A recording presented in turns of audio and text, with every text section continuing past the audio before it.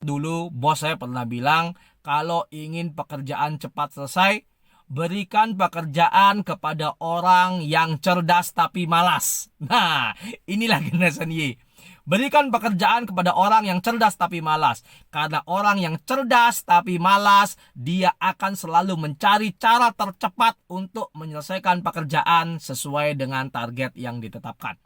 Nah, disitulah awal mula muncul yang namanya kreativitas dan inovasi kerja. Oke, bos. Jadi, ketika kita bicara tentang kolaborasi generasi, maka yang nomor satu adalah Y, doing their way, X, listen. Kemudian yang kedua adalah kolaborasi generasi yang kedua itu adalah X, teaching manners. Y, listen. Nah,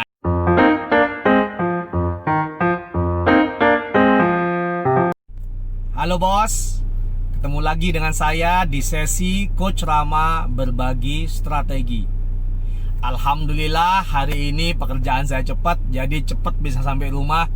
Nggak macam Bang Toyib yang malam-malam baru sampai rumah.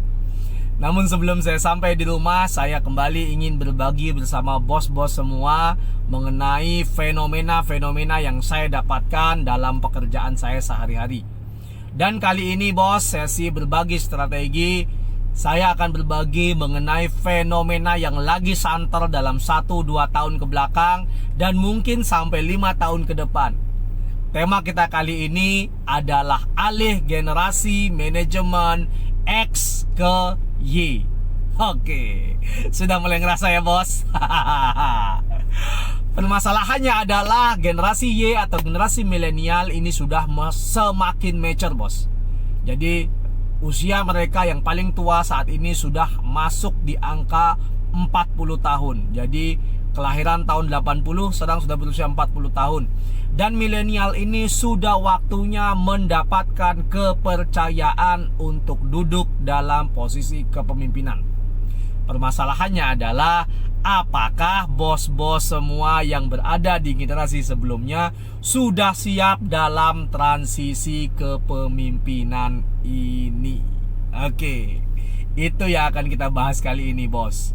Jadi permasalahannya adalah kepemimpinan organisasi ini akan terus berganti. Kan nggak mungkin tuh bos-bos sudah umur 55 atau 58 terus bekerja sampai umur 70 tahun kan? Dan kalau tidak dipersiapkan dari awal, maka generasi milenial ini tidak akan siap menggantikan posisi bos-bos ke depan untuk menjadi pemimpin puncak organisasi. Nah, kejut ya. Karena kepemimpinan ini pasti akan berganti, maka kita harus mulai berpikir bagaimana alih generasi ini dapat berjalan dengan smooth, dengan lancar.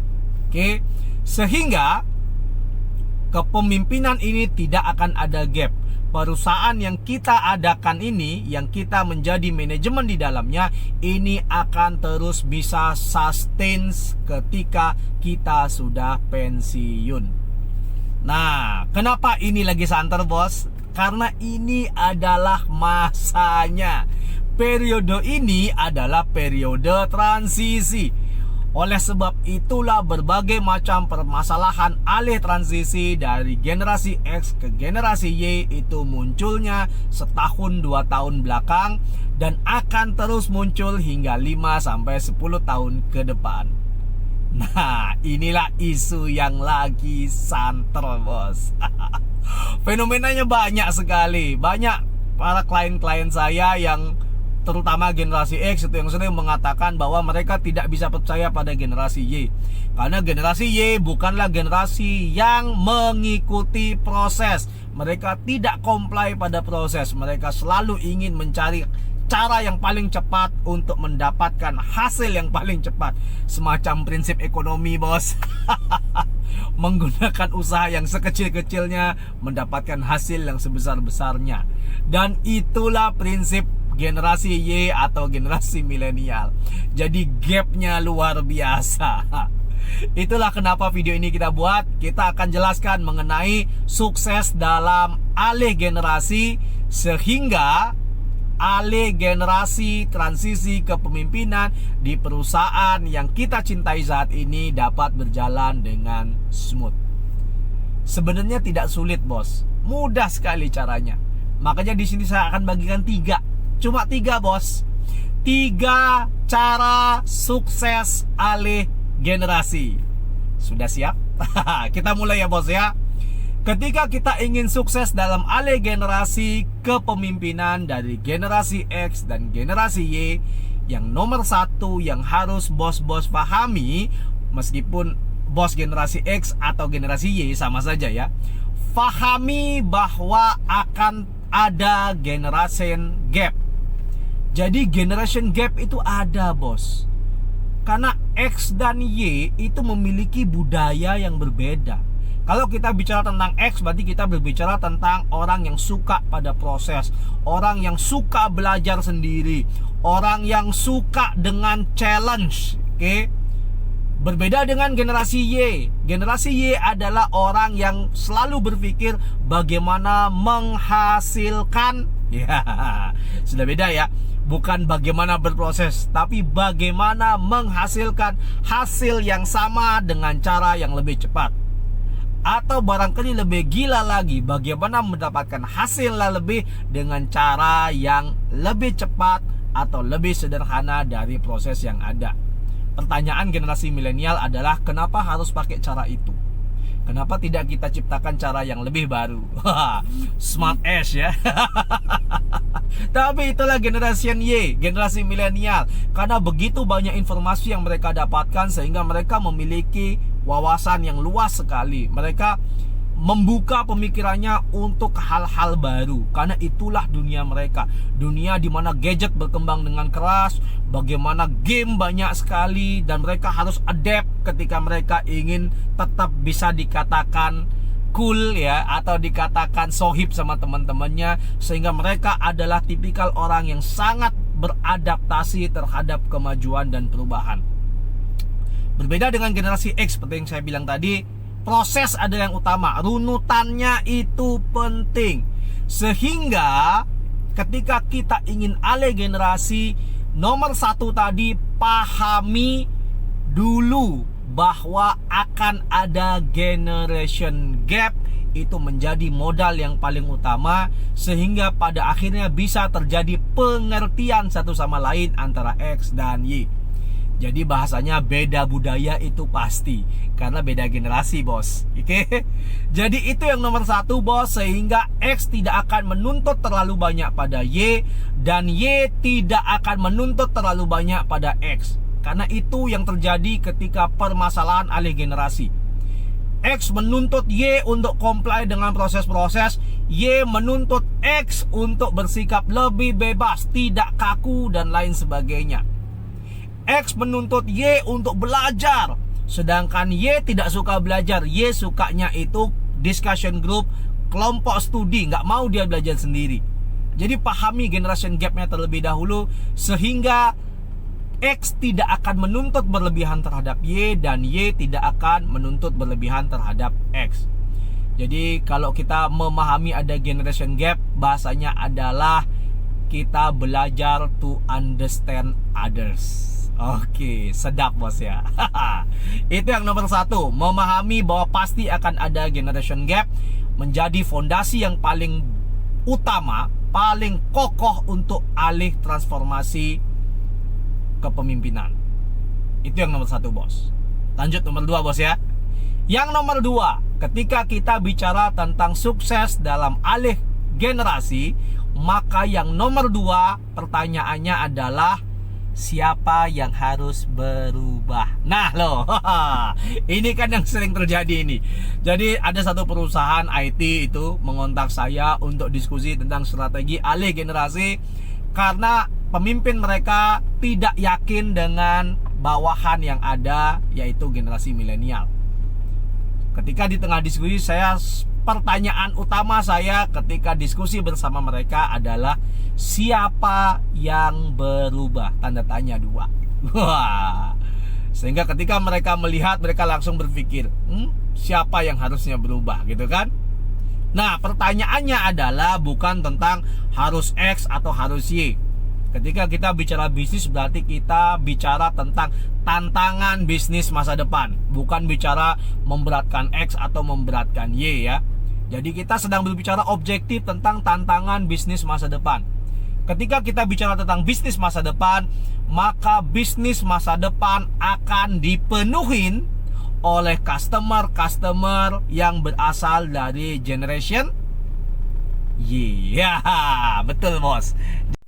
Jadi ketika kita sudah tahu siapa tantangan bisnis masa depan kita, maka kita harus berpikir objektif mengenai siapa yang harus berubah di dalam perusahaan. Nah, bisnis itu selalu mengutamakan yang namanya kepentingan customer. Sehingga ketika kita bicara tentang customer, kita tahu bahwa 5, 10, 15 tahun ke depan customernya itu adalah generasi Y atau milenial. Permasalahannya adalah apakah kita bisa melakukan approachment atau pendekatan terhadap customer masa depan kita dengan pendekatan dari generasi sebelumnya. Maka jawabannya adalah tidak. Jadi kita bicara tentang objektivitas di sini ya bos. Kita berbicara tentang sustainability perusahaan, bahwa customer kita ke depan adalah generasi Y. Nah, berdasarkan hal tersebut, maka siapa yang harus berubah gitu kan? Karena kan pasti harus ada yang berubah. Maka di sini harapannya adalah yang berubah adalah Anda benar bos, Generation X. Generation X adalah generasi yang sebentar lagi ya sudah akan meninggalkan bisnis dan akan digantikan oleh Generation Y. Jadi kalau ditanya siapa yang harus merubah pola-pola kerjanya di dalam internal perusahaan, maka jawabannya adalah Generation Y. Bukan karena apa, tapi ini karena objektif murni tantangan bisnis perusahaan di masa depan. Sehingga ketika kita ke depan perusahaan ingin sustainable, maka yang harus dilakukan di internal perusahaan adalah X harus menyesuaikan Y. Di mana ini waktunya Generation X untuk belajar bagaimana memahami tipikal generasi milenial atau Generation Y. Karena pendekatan yang dilakukan oleh Generation Y terhadap customer dari Generation Y itu sangat berbeda dengan pendekatan Generation X terhadap Generation X. Jadi kita tidak bisa menggunakan pendekatan Generation X untuk mendekati Generation Y. Sehingga untuk bisa seperti itu kita harus merubah tidak hanya transformasi kepemimpinan atau transisi kepemimpinan, tapi kita juga harus merubah budaya internal perusahaan sehingga ke depannya kita membentuk budaya yang sesuai dengan keinginan atau cara pendekatan terhadap customer kita. Jadi inilah alih transisi yang harus dilakukan dan menjadi tantangan bagi perusahaan-perusahaan untuk periode sekarang sampai 5 tahun ke depan. Ya betul, memang masih ada Generation X yang memimpin perusahaan. Bahkan sebagian saat ini Generation X masih menjadi pengambil kebijakan tertinggi bagi perusahaan. Namun ke depannya ini akan berubah bos. Sehingga kita harus mulai mempersiapkan diri. Jadi ini periode transisi. Kalau bahasanya periode banci ya. Kita harus ajarkan Generation Y ini bisa melakukan pendekatan terhadap Generation Y. Dan kita bisa ajarkan Generation Y untuk melakukan pendekatan terhadap Generation X. Sebenarnya mudah bos, itu hanya cara komunikasi kok. Jadi bagaimana cara kita mengkomunikasikan apa yang ingin kita sampaikan kepada customer, itulah yang perlu diajarkan. Namun ketika kita bicara tentang cara kerja, proses kerja, budaya kerja, maka X sudah harus mulai menyesuaikan Y sehingga ke depannya perusahaan tidak akan tertinggal oleh para kompetitor. Siapa yang berubah? Maka jawabannya adalah X berubah mengikuti Y. Oke bos. Dan yang nomor 3. Nah, setelah tadi kita pahami ada generation gap, kemudian kita tanya nih siapa yang berubah gitu kan, siapa yang harus mengikuti siapa sesuai dengan sustainability business sustainability business masa depan, sehingga perusahaan yang kita miliki sekarang atau yang kita masuk di dalamnya sekarang tetap bisa bertahan di 5, 10, 15 tahun ke depan. Kita sekarang masuk pada nomor 3, sukses alih generasi. Ketika kita bicara tentang sukses alih generasi ketiga, maka itu adalah kolaborasi generation. Nah, jadi nggak cuma nomor 2 X berubah terhadap Y terus X dibuang, bos. Nggak seperti itu, bos. Jadi generasi Y juga banyak kelemahannya. Jadi kolaborasi ini luar biasa. Saya dapatkan kolaborasi ini ketika saya bekerja dulu di sebuah perusahaan konsultan, di mana bos saya ketika saya berumur 26-27 tahun, bos saya itu sudah 42 tahun. Jadi kami dua orang yang bekerja di dua generasi yang berbeda. Sehingga pada akhirnya saya mendapatkan insight dari Generation X, namun saya menjalankan pola kerja saya sesuai Generation Y. Jadi bisa menghadapi Generation X dan bisa menghadapi Generation Y. Inilah yang disebut dengan kolaborasi. Nah, bos-bos semua, ini yang harus dilakukan nomor 3 ketika ingin sukses alih generasi. Maksudnya kolaborasi gimana? Yang nomor 1, kolaborasi generasi X dan Y. Yang pertama adalah Y doing their way, X listen. Nah, itu yang nomor 1, bos. Jadi Y melakukan pekerjaan dengan cara Y dan X itu mendengar dan menyesuaikan diri dengan pola kerja Generation X. Nah, syukur-syukur ketika kita, ya Generation X ya, kok kita, saya Generation Y, bos. Syukur-syukur Generation X ketika bisa mendengarkan Generation Y, akan muncul yang namanya inovasi-inovasi baru di dalam internal perusahaan.